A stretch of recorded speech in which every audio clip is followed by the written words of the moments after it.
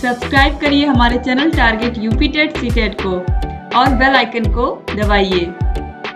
Hello दोस्तों, मैं आनंद स्वागत करता हूं आप सभी का आपके अपने channel target UP TET CTET में और ऐप अस्तित्व अकेडमी में। दोस्तों, आपके डीएलएड सेकंड सेमेस्टर का जो नया राजन सीरीज है 2025 संस्करण का, इसके सभी प्रश्नों को मैं करा रहा हूं। बहुविकल्पी प्रश्नों को मैंने स्टार्ट किया था, पिछले 2 क्लास हो चुके हैं। ये आपका पार्ट 3 है और 50 प्रश्न मैं पहले करा चुका हूं 2 पार्ट में। उन क्लासेस को अगर आपने नहीं देखा है तो नीचे डिस्क्रिप्शन में आपको लिंक मिल जाएगा, वहां से जाकर के आप देख सकते हैं। ठीक, अब इसके बाद जो है इसके आगे के प्रश्नों को हम देखेंगे। इसी तरीके से आपको सभी विषय पढ़ा दिए गए हैं, सभी विषयों का लिंक नीचे डिस्क्रिप्शन बॉक्स में है। सभी विषयों को यहाँ चैनल पे आप पढ़ सकते हैं।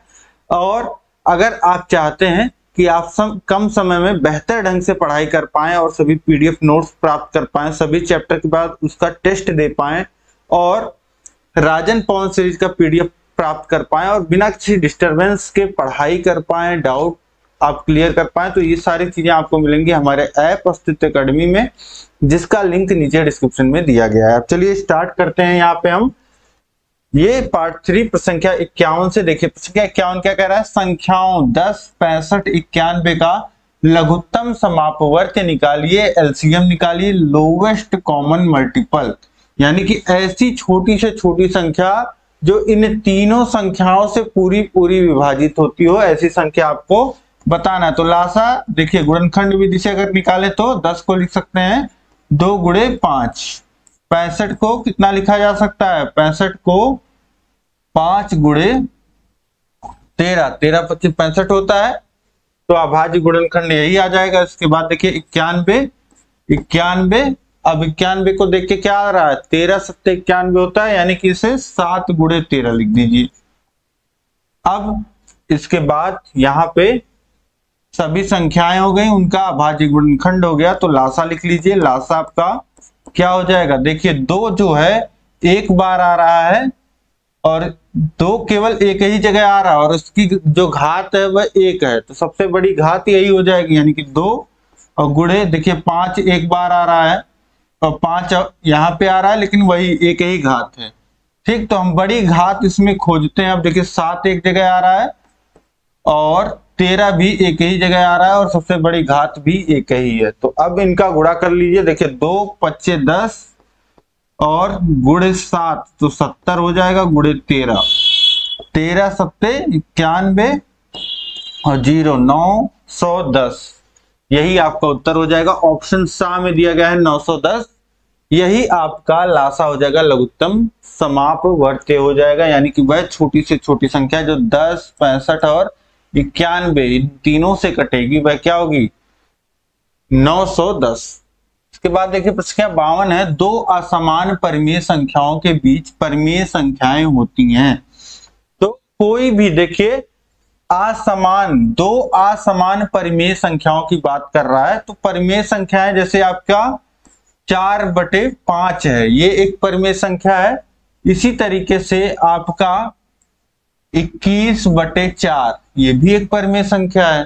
ठीक, तो इसके बीच में अगर परिमेय संख्याएं आप खोजने जाओगे तो ये देखिए ये संख्या 1 से कम है और ये जो परिमेय संख्या है वह आपकी 5 से ज्यादा है। वैल्यू अगर निकालेंगे आप तो इस तरीके से ये 1 से कम है इसका मान, इसका 5 से ज्यादा है। तो इसी तरीके से 2 परिमेय संख्याएं, 2 असमान परिमेय संख्याओं का मान कुछ भी हो सकता है और क्लोज भी हो सकता है और डिफरेंस ज्यादा भी हो सकता है, मतलब कि उन दोनों संख्याओं के बीच का अंतर और कम भी हो सकता है और ज्यादा भी हो सकता है। लेकिन एक बात यह है कि आप सोचिए संख्या रेखा पे ऐसे देखिए, ये 0 हो गया आपका, ये 1 हो गया, ये 2 हो गया, ये 3 हो गया, ये 4 हो गया, ये 5 हो गया। अब 1 से 2 के बीच में भी अगर आप परिमेय संख्या खोजने जाओगे ना तो आप बहुत सारी अनगिनत परिमेय संख्याएं खोज लोगे। कैसे? जैसे 101/100 हो, 1 और 2 के बीच की हम बात कर रहे हैं, 101/100 हो तो ये आपका क्या है? 1 से बड़ा है और 2 से छोटा है। इसी तरह से 102/100, 103/100 104/100, 105/100, ये सारी संख्याएं जो हैं वह 1 से 2 के बीच में है। इसी तरीके से ये भी सारी जो है इसी के बीच में है, क्योंकि ये 1 से छोटा है और ये 5 से बड़ा है, तो ये सारी संख्याएं भी इसके बीच में आएंगी। और अगर आप चाहो तो चाहे जितनी संख्याएं इस तरीके से, यही अगर हम कर दें 1001/1000, ये भी तो 1 से बड़ा है, और इस तरीके से लिख दें 1002/100, 1003/100। तो आप जितनी संख्याएं परमेय संख्याएं निकालना चाहेंगे किन्हीं भी दो परमेय संख्याओं के बीच में, उतनी संख्याएं आपको मिल जाएंगी। ठीक है, तो ये इनकी कोई गिनती नहीं होती है, इसीलिए इनको कहते हैं अनंत। ऑप्शन दा जो हो जाएगा, किन्हीं भी दो असमान परमेय संख्याओं के बीच अनंत परमेय संख्याएं होती हैं।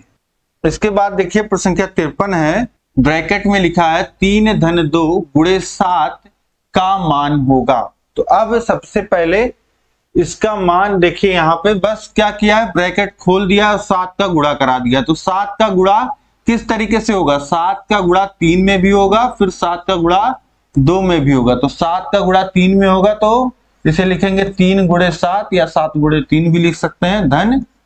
अब 7 का गुणा 2 में होगा तो 2 गुणे 7।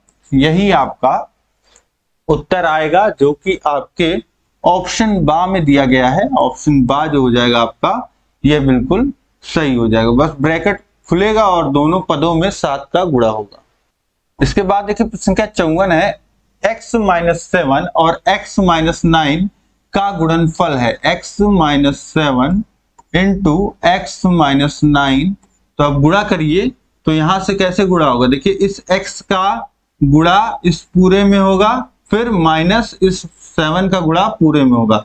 तो इसको लिख सकते हैं x into x-9 minus 7 into x-9। ठीक है, यहाँ दो पद हैं, पहले इस पद का इस पूरे में गुणा होगा, फिर माइनस इस पद का इसमें पूरे में गुणा होगा, यही मैंने लिखा। अब देखिए इसके बाद x का गुणा, फिर ब्रैकेट खुलेगा, x का गुणा x में x² और -9 में तो -9x।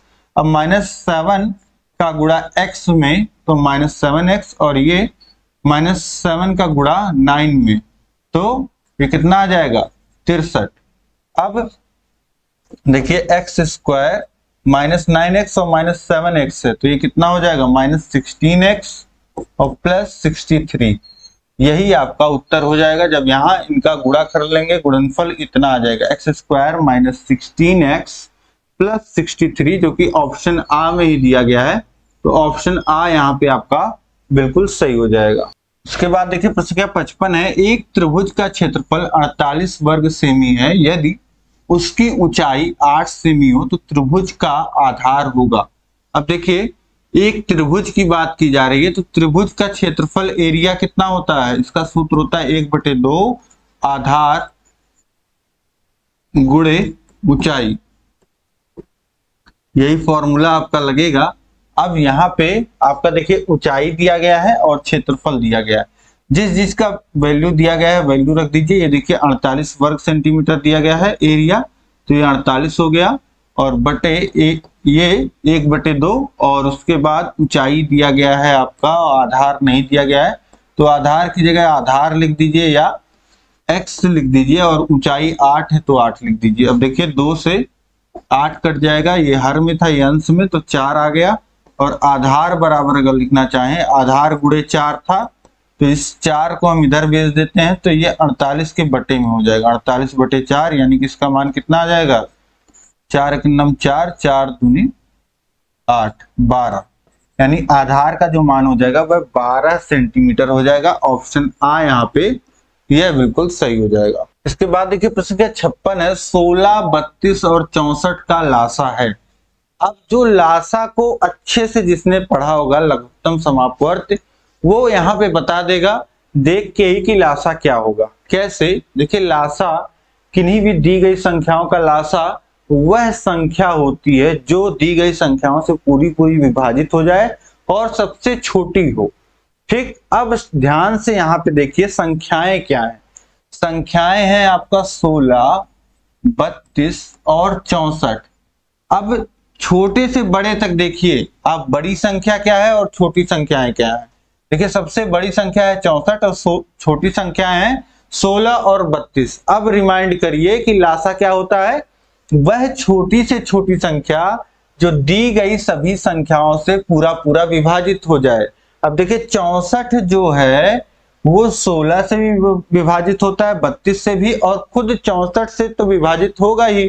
तो इस तरीके से ये 64 ही हमको वो छोटी से छोटी संख्या मिल जा रहा है जो यहाँ पे दी गई तीनों संख्याओं से विभाजित हो रहा है। तो यही लासा हो जाएगा, ऑप्शन आ जो हो जाएगा ये बिल्कुल सही हो जाएगा। अगर आप निकालना चाहें तो अभाज्य गुणनखंड विधि से लिख सकते हैं 2 दूनी 4 दूनी 8 दूनी 16 और 32 को भी लिखा जा सकता है। देखिए 2 दूनी 4 दूनी 8 दूनी 16 दूनी 32 और 64 को कितना लिखा जा सकता है 2 दूनी 4 दूनी 8 दूनी 16 दूनी 32 दूनी 64।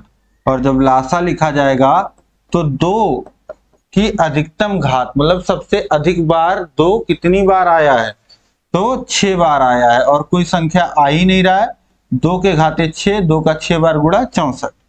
तो यहाँ पे लासा इस तरीके से अभाज्य गुणनखंड विधि से भी निकालेंगे आप तो 64 मिलेगा। और ये आपको मैंने ट्रिक बता दिया, इस तरीके से बहुविकल्पी प्रश्न में आएगा तो आप डायरेक्ट 64 लगा दीजिएगा, और अगर अतिलघुत्तरी में आता है तो इस तरीके से सॉल्व करके दिखा दीजिएगा। अब इसके बाद हम लोग बढ़ते हैं, अगला प्रश्न है प्रश्न संख्या 57। समीकरण 1.5y ऋण 7 बराबर 0.5y का हल है। तो 1.5y माइनस 7 बराबर 0.5y। अब y को इधर ले आइए, y को एक तरफ करिए, जो चर वाले पद हैं उनको हम एक तरफ करते हैं, मतलब जिसमें x y z ऐसा कुछ होता है उसको एक तरफ, और जो चर नहीं होते हैं मतलब अचर होते हैं, जो कांस्टेंट होते हैं, उनको एक तरफ लिखा जाता है। तो 7 उधर जाएगा तो धन 7 हो जाएगा, ये प्लस 0.5y था, इधर आके माइनस 0.5y हो गया। अब देखिए 1.5y में से आधा y घट जाएगा तो बचेगा क्या 1y, जिसे हम y सीधे लिख देते हैं, और y बराबर क्या आ जाएगा 7। y का मान सीधे सीधे आ गया कितना 7। ऑप्शन बा जो हो जाएगा ये बिल्कुल सही हो जाएगा। इसके बाद देखिए प्रश्न क्या 58 है, y into z minus x plus z into x minus y plus x into y minus z. अब यहाँ पे इसको हल करना है तो देखिए y का गुणा z में और x में होगा, फिर धन z का गुणा x y में होगा। इस तरीके से देखिए जब जो क्रम होता है, एक ऑर्डर होता है x y z, तो हम ऐसे ही प्रियोरिटी देंगे। अगर जैसे यहाँ पे y का गुणा z में हो रहा है तो हम yz लिख देंगे, और मतलब ये लिखने की बात है, मैं ऐसे ही बता रहा हूं आपको। चाहे आप देखिए यहाँ पे y गुणे x गुणे z लिखिए या z गुणे x गुणे y, ये तीनों एक ही है। तो इसी तरीके से मैं यहाँ पे ज्यादा लंबा प्रोसेस ना जाए इस वजह से ऐसा कर दूंगा। तो ये हो गया yz माइनस एक्स वाई लिख सकते हैं इसको, yx की जगह xy लिख दिया, फिर प्लस z इंटू एक्स है तो इसे xz लिख दिया, और z इंटू माइनस वाई तो माइनस yz लिख दिया, और ये हो गया आपका xy और माइनस xz। अब पदों को ध्यान से देखिए, yz आपको यहाँ पे मिल रहा है, yz और कहीं पे मिल रहा है यहाँ पे, हाँ माइनस yz मिल रहा है, तो ये yz और माइनस yz कैंसल, यहाँ पे माइनस xy और यहाँ पे प्लस xy, तो ये दोनों आपस में जीरो हो जाएंगे घट के, यहाँ पे प्लस xz यहाँ पे माइनस xz, तो ये भी कैंसिल हो जाएंगे। मान कितना आ जाएगा, सभी एक दूसरे में से घट गए, कुछ बचा ही नहीं, तो जीरो। तो यहाँ पे ऑप्शन दा जो हो जाएगा शून्य, यह बिल्कुल सही हो जाएगा। इसके बाद देखिए प्रश्न संख्या 59 है, एक त्रिभुज का क्षेत्रफल 45 वर्ग सेमी, आधार 15 सेमी है, त्रिभुज की संगत ऊंचाई होगी। एक त्रिभुज 45 वर्ग सेंटीमीटर का है, त्रिभुज का जो क्षेत्रफल है वह कितना है 45 वर्ग सेंटीमीटर, यानी कि एरिया है 45 सेंटीमीटर स्क्वायर, और आधार जो है आपका वह कितना है, आधार का मान है 15 सेमी, और त्रिभुज की संगत ऊंचाई जो है वह कितनी है, त्रिभुज की संगत ऊंचाई यही आपको निकालना है। तो यहाँ पे एरिया बराबर होता है त्रिभुज का 1/2 आधार गुणे ऊंचाई। अब चलिए निकालते हैं। एरिया है 45, ये है 1/2, आधार है आपका 15 गुणे ऊंचाई। अब ऊंचाई को एक तरफ रखिए, बाकी चीजें नोन है उनको एक तरफ कर दीजिए। तो 2 का इधर गुणा हो जाएगा, 45 गुणे 2 हो जाएगा ये, और ये 15 इधर आएगा तो भाग हो जाएगा, और इधर बचा क्या, ऊंचाई। ठीक, अब देखिए 15 तिया 45, 3 गुणे 2 बचा, यानी कि ऊंचाई का मान कितना आ गया, ऊंचाई का मान आपका यहाँ पे आ गया 6 सेंटीमीटर। ये आपका उत्तर हो जाएगा। ऑप्शन सा में दिया गया है 6 सेंटीमीटर, यह बिल्कुल सही हो जाएगा। देखिए प्रश्न संख्या 60 है, परिमेय संख्या ऋण 4/9 से छोटी परिमेय संख्या। यहाँ पे एक संख्या आपको दिया गया है ऋण 4/9।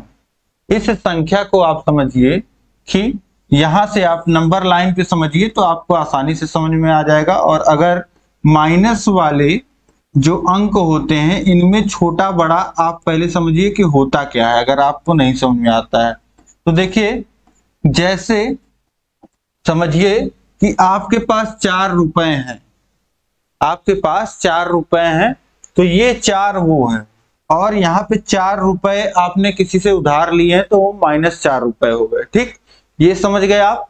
अब आप समझिए इन दोनों के बीच में किसी ने 4 रुपए उधार लिए हैं, किसी ने 3 रुपए उधार लिए हैं। जो -4 है उसने 4 रुपए उधार लिए हैं, और जिसका -3 है उसने 3 रुपए उधार लिए हैं। तो अधिक घाटे में कौन है, अधिक कर्जदार कौन है, छोटा कौन होगा, एक तरीके से समझने की बात है, बस इस तरीके से समझिए। तो जिसने ज्यादा कर्ज लिया है वह ज्यादा छोटा हो गया, तो ऋण 4 जो होता है वो ज्यादा छोटा होता है। इसी तरीके से ऋण 5 जो होगा वह ऋण 4 से ज्यादा छोटा होगा, मतलब कि जितनी बड़ी संख्या ऋण में उतनी ही छोटी वो संख्या होगी। ठीक है, जैसे कि ऋण 50 आ गया तो ये ऋण 50 सबसे छोटा हो जाएगा, ऋण 4 से भी, ऋण 3 से भी, ऋण 2 से भी, क्योंकि इसने 50 रुपए उधार ले रखे हैं। ठीक है, तो ये इस तरीके से आप समझ गए होंगे। तो यहाँ पे अब ऋण 4/9 है, और यहाँ पे देखिए अब हमसे पूछ रहा है कि इस परिमेय संख्या से छोटी परिमेय संख्या।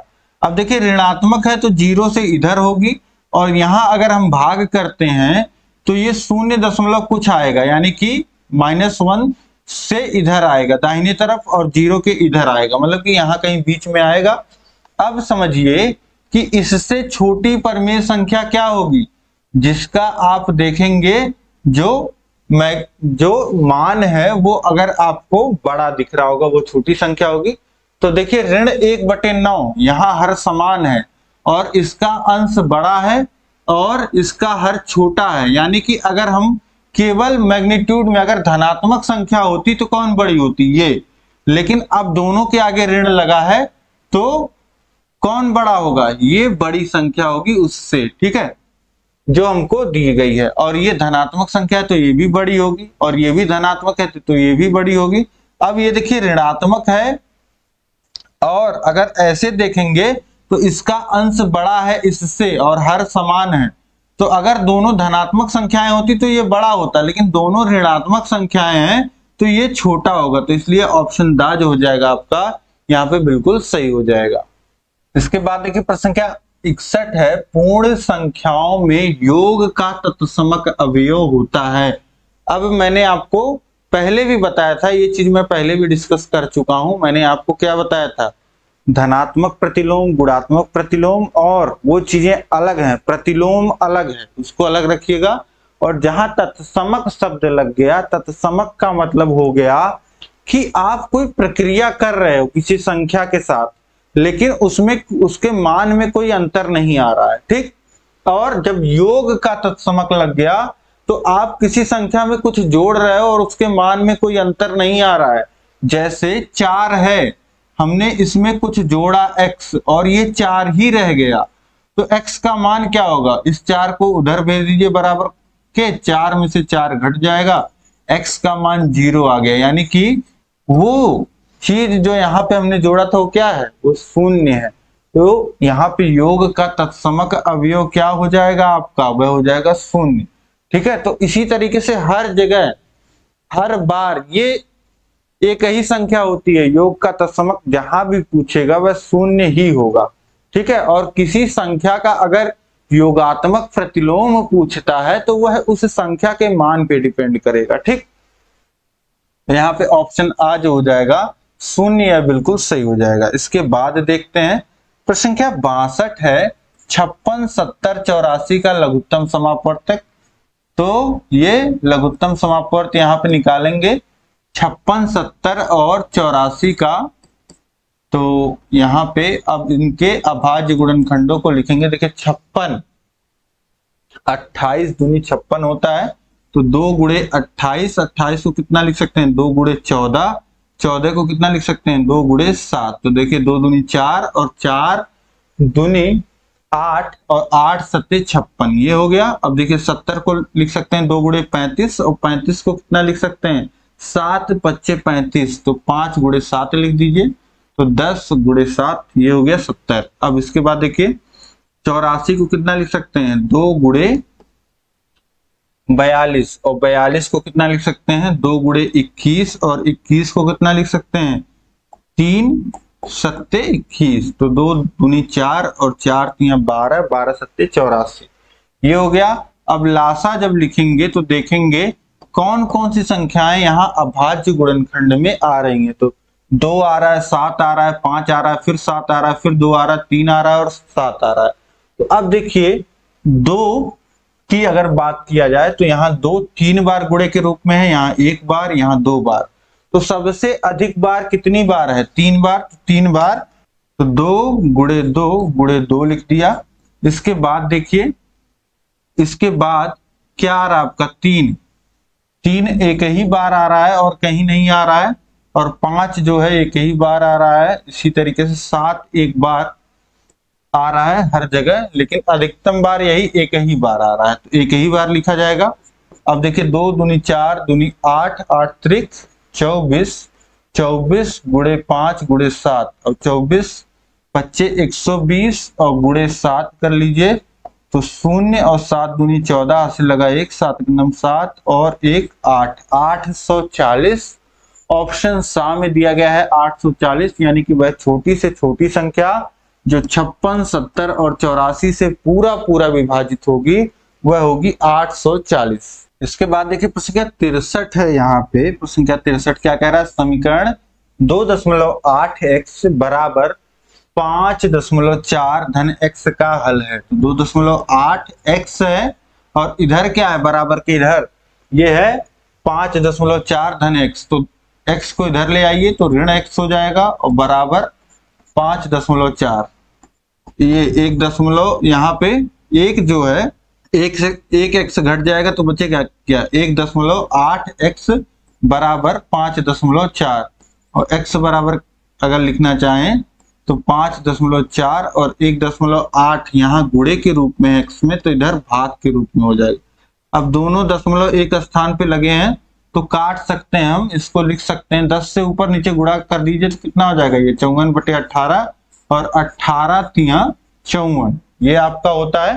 तो यहाँ पे x का मान कितना आ गया 3 आ गया, x की वैल्यू जो आ गई वह आ गई 3। ऑप्शन सा में दिया गया है, ऑप्शन सा आपका यह बिल्कुल सही हो जाएगा।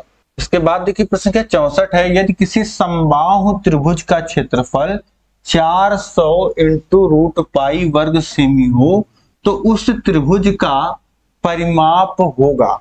अब एक समबाहु त्रिभुज की यहाँ पे बात की जा रही है जिसका क्षेत्रफल आपको दिया गया है और उस त्रिभुज का परिमाप आपसे पूछ रहा है।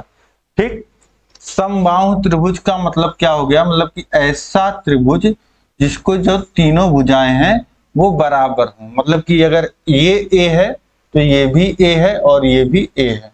ठीक, और ऐसे त्रिभुज का क्षेत्रफल का फॉर्मूला क्या होता है, ऐसे त्रिभुज का जो क्षेत्रफल होता है वह होता है √3/4 इंटू भुजा का स्क्वायर, √3/4 इंटू भुजा का स्क्वायर, ये आपका इसका समबाहु त्रिभुज के क्षेत्रफल का फॉर्मूला होता है। अब यहां से आपको क्षेत्रफल का मान दिया गया है, क्षेत्रफल का मान रख दीजिए 400 इंटू √3 इक्वल्स टू हो जाएगा √3/4। और भुजा आपको पता नहीं है तो भुजा की वैल्यू यहाँ पे a रख दीजिए, a²। अब इसके बाद देखिए 4 का इधर गुणा होगा और √3 इधर आएगा बटे में, तो ये 400 √3 गुणे 4 हो जाएगा, यहाँ बटे में था 4 इधर जाएगा गुणे में हो जाएगा और बटे √3 हो जाएगा। अब देखिए √3 से √3 कट जाएगा और a² बराबर हो जाएगा 4 का गुणा 400 में तो 1600 हो जाएगा और a बराबर हो जाएगा √1600। 1600 क्या होता है 40 गुणे 40 होता है, तो a का मान कितना आ गया 40, यानी कि भुजा जो आ गया आपका 40 सेंटीमीटर यहां से आ जाएगा। भुजा का मान 40 सेंटीमीटर आ गया। अब परिमाप क्या होगा, परिमाप क्या होता है, परिमाप जैसे a से आप चलना चालू किए तो फिर a तक पहुंचने में आपको कितनी दूरी तय करनी पड़ी, यही आपका परिमाप होता है। तो यहाँ पे आप समझिए a से b आएंगे तो a चलेंगे, फिर b से c आएंगे तो a चलेंगे, फिर c से a जाएंगे तो a चलेंगे, तो a धन a यही 3a आपका परिमाप होता है समबाहु त्रिभुज में। तो हो जाएगा 3 गुणे a का मान है 40, ये हो जाएगा 120 सेंटीमीटर। ये आपका उत्तर हो जाएगा, परिमाप कितना आ गया 120 सेंटीमीटर, ऑप्शन बा जो हो जाएगा यह बिल्कुल यहाँ पे सही दिया गया है। ठीक, तो इस तरीके से आसानी से आप हल कर लोगे। यहाँ पे अगर आपको कंफ्यूजन क्रिएट करना होता है इसको तो सीधे 40 दे देता और जल्दबाजी में आप 40 भी लगा सकते थे, लेकिन ऐसा अगर कहीं दिया रहे तो आपको ध्यान से देखना है कि प्रश्न में पूछ क्या रहा है। परिमाप पूछ रहा है तो परिमाप ही बताना है, और यहाँ पे खेल सेंटीमीटर स्क्वायर में भी कर सकता है। ठीक है, यूनिट में भी कई बार डिफरेंसेस होते हैं और मान सेम दिया रहता है तो सेम उत्तर आप लोग लगा करके चले आते हो, गलत वाला यूनिट नहीं देखते हो, तो वो भी आप देखा करिए। इसके बाद देखिए प्रश्न 65 है, x² - 2xy + 9y² और x² + 2xy - 8y² का योगफल होगा। तो योगफल का मतलब कि इन दोनों को बस आपस में आपको जोड़ देना है। ठीक है, बस जोड़ना है। तो लिख लीजिए, देखिए x² - 2xy + 9y² और यहाँ पे जब घटाना होगा तो ब्रैकेट आप जरूर लगाइएगा, यहाँ जोड़ना है तो चिन्हों में कोई परिवर्तन नहीं होगा, तो मैं यहाँ पे ब्रैकेट नहीं लगाएंगे तो भी चलेगा। ठीक है, तो यहाँ पे देखिए x² का यहाँ पे एक पद है और यहाँ पे धन x² का एक पद है। एक x² धन एक x², ये कितना हो जाएगा 2x²। फिर इसके बाद देखिए -2xy का एक पद और फिर xy, यहाँ पे भी +2xy है, तो -2xy और +2xy ये आपस में कट जाएंगे और ये देखिए 9y² में से 8y² घट जाएगा तो बचेगा क्या, 1y² धन में बचेगा। तो ये 2x² + y², ये ऑप्शन यहाँ पे देखिए दूसरे में आपको दिया गया है, सीरीज में आप देख लीजिए कहाँ पे दिया गया है, सीरीज में ऑप्शन बा में ही आपको दिया गया है, ऑप्शन बा है ये, ऑप्शन बा और ये सा है। ठीक, तो ऑप्शन बा यहाँ पे ये सही हो जाएगा। आपने उत्तर देख ही लिया, कितना आएगा 2x² + y²। ठीक, ये आपका उत्तर आ जाएगा इन दोनों का योगफल। इसके बाद देखिए प्रश्न 66 है, परिमेय संख्या ऋण 24/45 के समतुल्य संख्या है। ऋण 24/45 के समतुल्य संख्या आपको बताना है। तो देखिए इसको हम क्या सरल कर सकते हैं, ऋण 24/45, 24 देखिए 3 से कटता है और आपका 45 जो है ये भी 3 से कटता है, तो 3 से काटेंगे तो 8 3 24 और ये 1 और 5, ऋण 8/15 ये इसके समतुल्य आना चाहिए। बिल्कुल देखिए यहाँ पे ऑप्शन बा में दिया गया है ऋण 8/15, तो ऑप्शन बा आपका ये बिल्कुल सही हो जाएगा। उसके बाद देखिए प्रश्न 67 है, समीकरण x/4 + 10 = -4 में x का मान होगा। x/4 + 10 = -4। अब देखिए यहाँ पे पहले हर बराबर कर लीजिए इस तरफ, तो हो जाएगा x धन, और यहाँ पे 10 के बटे 1 था, अब 4 हो रहा है पूरे के बटे, तो 4 से गुणा कर दीजिए तो हो जाएगा 40 ऋण 4।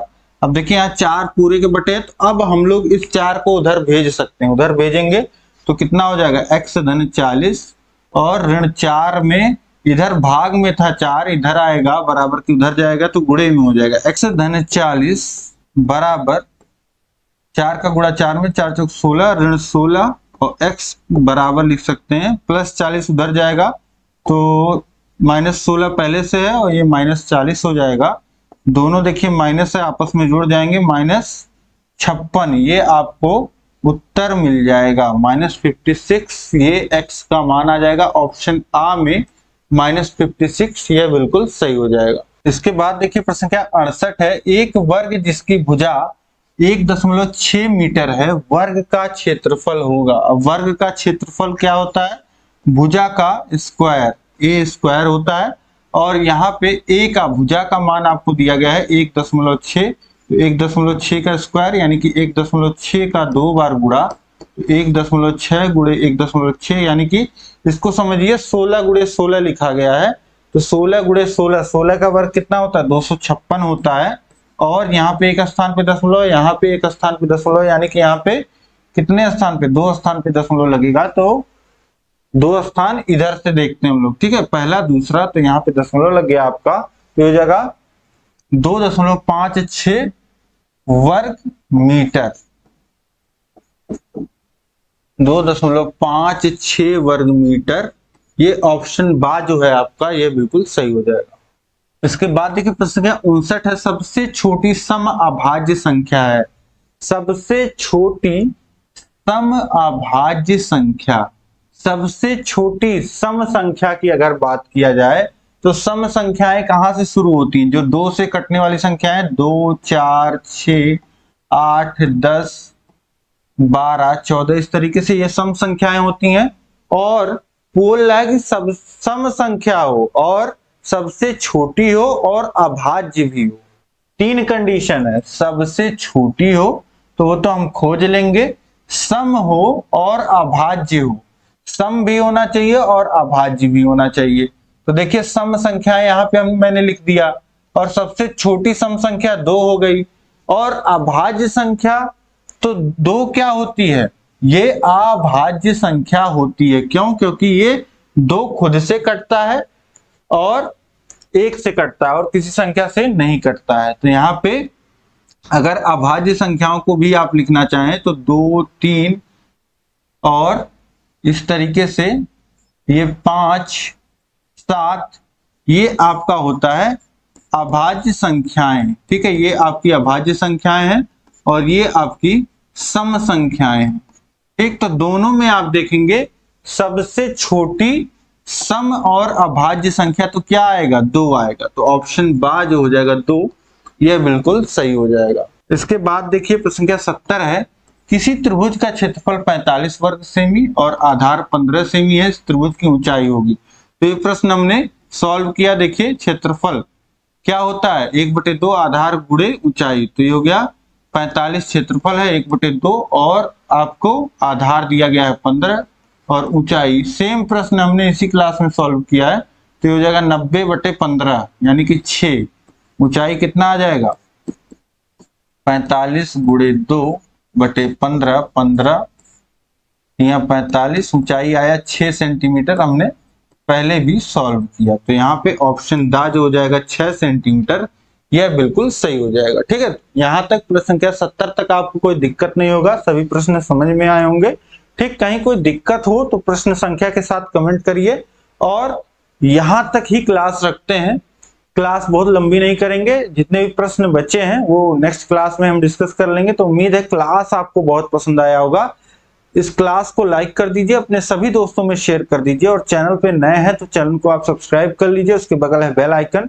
उस पे ऑल प्रेस कर लीजिएगा, और इसी तरीके से लगातार आपको चैनल पे कंटेंट मिल रहा है, पढ़ते रहिए, अपनी तैयारी को बनाते रहिए। और अगर आप चाहते हैं कि कम समय में आप तैयारी कर पाएं तो आपको तैयारी के लिए ऐप की सुविधा दी गई है। ऐप में आपको सभी जो है पीडीएफ नोट्स मिल जाते हैं, चैप्टर वाइज आपको टेस्ट सीरीज मिल जाता है और बिना किसी डिस्टरबेंस के आप वहां पे पढ़ाई कर पाते हैं।